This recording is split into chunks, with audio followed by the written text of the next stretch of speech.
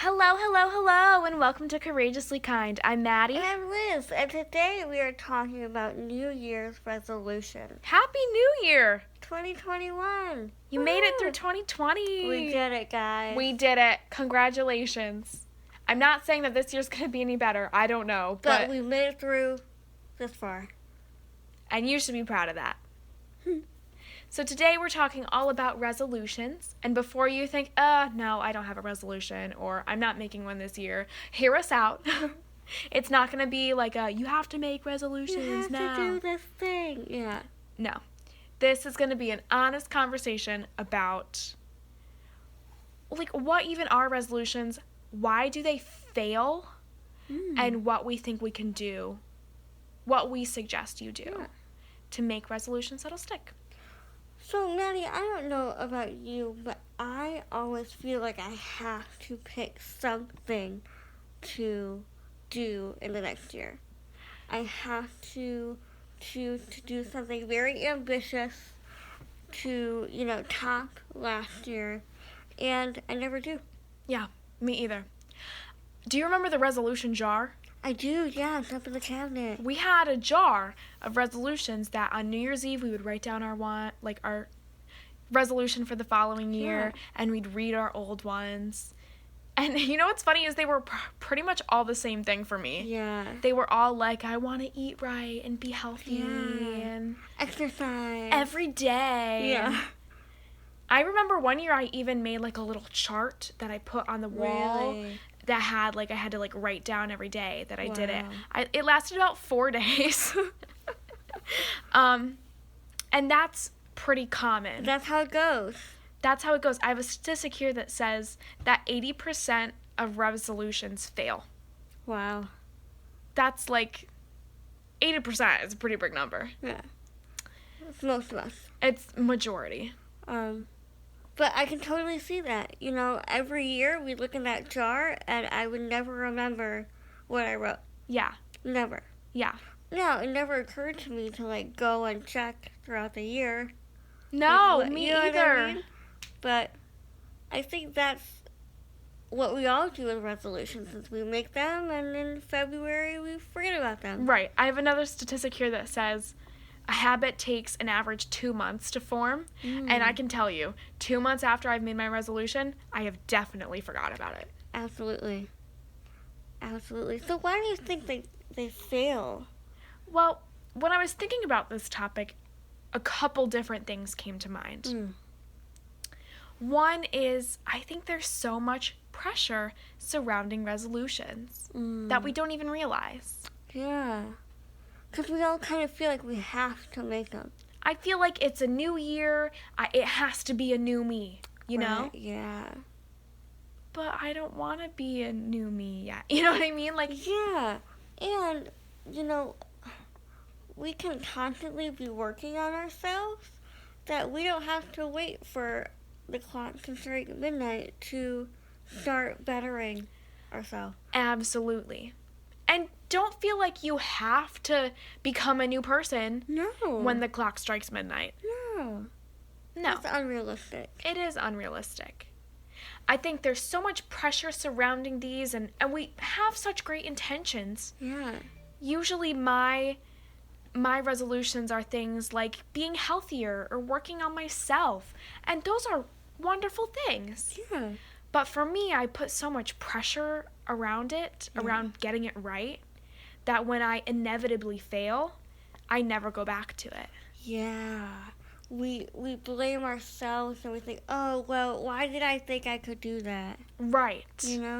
I was never going to do that for 12 months. Right. And we just carry on with the rest of our year. Right.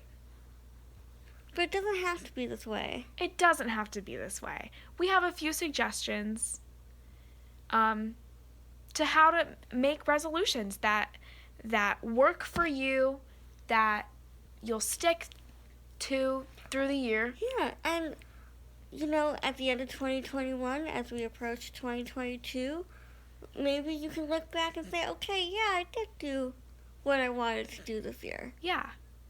I think another reason why resolutions fail is because, and this might just be for me, I can't speak for anyone else. I know this is an issue I have personally.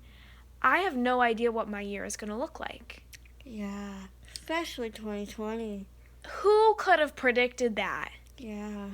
So for me, resolutions and intentions, they need to be flexible. I need to be able to change them as I go. So what I found is I sort of set like intentions or goals sort of on like a 3-month basis. Kind of goes with like the seasons. Yeah. You know? Sure. And I just try and assess like, okay, I can tell you what my life is going to look like somewhat in 3 months. Yeah. You know, I'm still going to be in high school. I'm going to be taking these classes, whatever. Right. But the intention has to be flexible enough, you know, to, maybe withstand a global pandemic. Of course, yeah. And you have to take those big resolutions for the year and bring them to a smaller scale. Absolutely.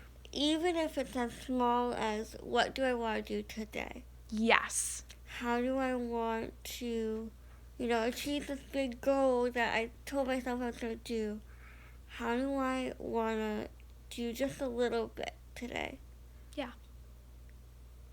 So, our advice is, 1, find something that's specific to you. Don't pick a resolution just because you feel like you should do it or you have to do it or your friends are doing it. Everyone else is doing it. Find something that you think you need. Like, what do I need in my life? And what's important to you? Where are your priorities? Yeah. So find something specific to you. Another thing is make it flexible. Go with the flow. If your resolution or intentions change, 3 months in, 2 months in, a week in, be okay with that. Yeah, you can change your resolution. Absolutely. Absolutely. New Year's Day is just another day. Yeah. Don't feel like you have to have it all together. Yeah, or be a new person. Yeah. You can set resolutions, you can set intentions anytime. Yeah. And I think our final piece of advice is to remember to be kind to yourself. Yeah. Remember, go easy on yourself. Mm-hmm. When you fail at this resolution, pick yourself back up, try again. You're still worthy, you're still valid, and you can still achieve what you want to achieve. Yeah. And there's no shame in adjusting it. Yes. Adjusting the goal. Yeah. You might realize that this goal you set is not working, or it's not even what you want to accomplish anyways. Yeah. There's no shame in changing it. Absolutely. And another thing I just wanted to throw out there, it's totally okay if you didn't make resolutions this year. Yeah. It's totally okay if your resolution was just to survive. Yeah. That's valid. Yeah. I can't stress that enough. The holidays were so weird. I didn't even really make clear set resolutions. I have some, intentions for the year that I want to bring with me, but this year was so weird and so many of our traditions didn't happen and the holidays didn't really feel like the holidays, and so don't feel obligated to do this. Yeah. You can do this at any time. So if you want to say, I'm taking a week off and next week I'll make my resolutions, that's valid. That's okay too. Totally okay. Yeah. So, whatever you decide to do, make sure you're doing it out of love for yourself.